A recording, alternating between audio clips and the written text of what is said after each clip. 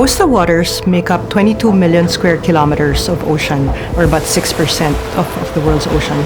But at the same time, they contain 70% of the world's marine biodiversity.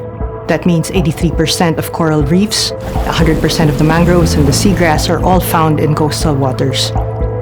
My name is Rocky Sanchez Tirona. I'm based in the Philippines, and I am the Global Program Lead for Fish Forever at RARE. We helped start Coastal 500.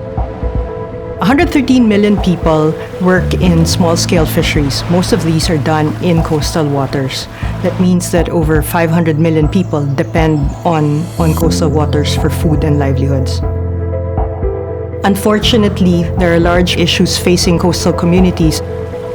Overfishing, destructive and illegal fishing happening in their waters, along with pollution and then the impacts of climate change and extreme weather.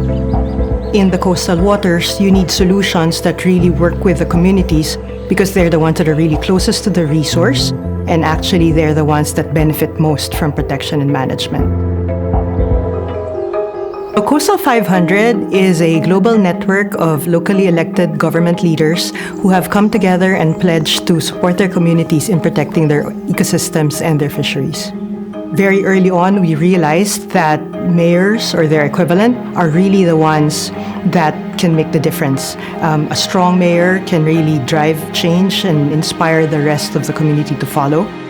When a mayor joins Coastal 500, we ask them to pledge.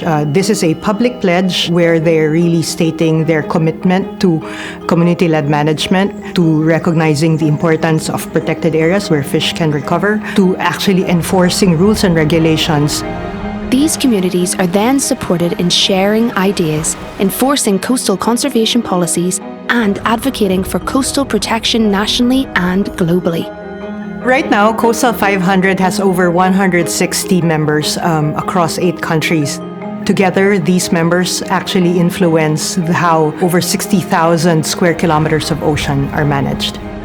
In the work that we do, we've seen communities really step up and take charge. They have come together to agree on rules and regulations. We're starting to see that their catch is going up. We're starting to see the populations recover, and the people are feeling good about the decisions that they're making.